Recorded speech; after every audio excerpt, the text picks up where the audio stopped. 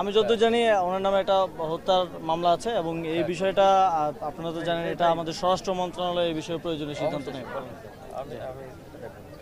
আর কিছু না থাকলে একটা ডেট দেওয়া হয়েছে, সম্ভাব্য ডেট এপ্রিল মাসের প্রথমার্ধে, এবং এই ডেটকে মাথায় রেখে নির্বাচন কমিশন একটা রোডম্যাপ যথাসময়ে দেবে। এটা কি সংসদ নির্বাচন আগে না স্থানীয়? স্থানীয় সরকার এখন তো ওই রাজনৈতিক দলগুলোর থেকে যে কনসার্নটা ছিল স্থানীয় সরকার নির্বাচন হলে সংসদ নির্বাচন পিছিয়ে যেতে পারে, এখন তো আর সেই সম্ভাবনাটা নেই, যেহেতু আমাদের মাননীয় প্রধান উপদেষ্টা তিনি একটা সময় নির্ধারিত করে দিয়েছেন। এবং আপনারা জানেন যে জনগণের আসলে যেই সেবাগুলো স্থানীয় সরকার থেকে পায়, অধিকাংশ সেবাই স্থানীয় সরকারের মাধ্যমে পেয়ে থাকে, সেগুলো বিঘ্নিত হচ্ছে দীর্ঘদিন ধরে, এবং এটা আমাদের একটা কনসার্ন। আমরা অনেক জনকল্যাণমূলক কাজ করার চেষ্টা করছি, কিন্তু যে দৈনন্দিন সেবাগুলো দেওয়ার কথা সেগুলো দিতে পারছি না, কারণ স্থানীয় জনপ্রতিনিধি নেই। তো স্থানীয় সরকার নির্বাচন আয়োজন করাটা আপনারা জানেন সরকারের প্রথম থেকে বিশেষ সদিচ্ছা ছিল।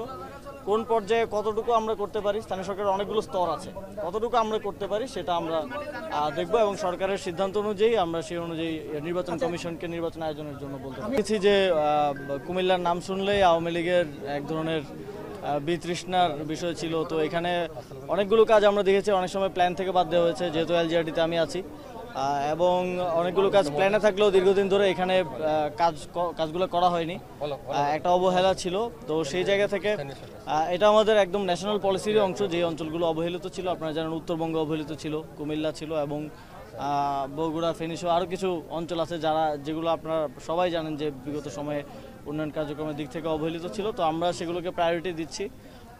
তারই অংশ হিসেবে মুরাদনগরেও যেই একদম জনগণের জন্য প্রয়োজনীয় যেই কাজগুলো প্রয়োজন সেগুলো করা হচ্ছে, এবং সামনের দিকে আমরা হাতে নেব না। তো সেই জায়গা থেকে যেহেতু ঈদের ছুটি, সেজন্য চাইলাম যে একটু আসি, এলাকার মানুষজনের আবেগ আছে দেখা করার, বা ওনাদের অনেক চাওয়া পাওয়ার বিষয় থাকে, সেগুলো শোনার জন্য, এবং মোস্টলি দেখা করার জন্য, এবং এলাকার কী অবস্থা সেটা দেখার জন্যই আসা। আমাদের মিডিয়ার পক্ষ থেকে যেমন আপনারা যে দেখবেন যে আমাদের যেই মুক্তিযোদ্ধা অধ্যাদেশটা হলো, সেটা নিয়েও কিন্তু এক ধরনের গুজব চলে, এবং এটা মেইন স্ট্রিম মিডিয়া থেকে হচ্ছে, যেটা সবচেয়ে দুঃখজনক। কারণ আমরা সোশ্যাল মিডিয়া একটা গুজব ছড়াতেই পারে, কিন্তু সেটা যখন মেইন স্ট্রিম মিডিয়ায় যায়, এটা আসলে আমাদের জাতিগতভাবে আমাদের জন্য আমরা পিছিয়ে আছি, এবং পরবর্তীতে ফ্যাক্ট চেকের মাধ্যমে সেটা জানতে হয় যে কতটুকু সত্যি। তো এখানে অনেকেই রাজনৈতিক উদ্দেশ্যপ্রণোদিতভাবে এটা করে থাকেন, এবং আপনারা দেখেছেন যে আমার পরিবারের মানহানি করা হয়েছে, একটা ভুয়া চাঁদপুরের একটা ঘটনাকে আমার বাড়ির ঘটনা বলে চালিয়ে দেওয়া হয়েছে, এবং আমার বাবার মানহানি করা হয়েছে সেখানে। আমরা তথ্য মন্ত্রণালয়ের সাথে কথা বলছি, এবং এই বিষয়ে আমরা এগুলো ডকুমেন্টেশন করে রাখছি যে আসলে কোন কোন মিডিয়ায় এই ধরনের নিউজগুলোকে ছড়ানো হয়েছে উদ্দেশ্যপ্রণোদিতভাবে, এবং মিসলিডিং শিরোনাম দেওয়া হয়েছে, থাম্বনেইল দেওয়া হয়েছে। সেখানে রাষ্ট্রের একজন নাগরিক হিসেবে সরকারের দায়িত্বের জায়গা থেকে না, যে কোনো নাগরিক তার প্রতি যদি অবিচার হয়, মানহানি হয়, অবশ্যই বিচার চাইতে পারে। রাষ্ট্রের একজন নাগরিক হিসেবে আমি যথাযথ আইনগত পদক্ষেপ নেব।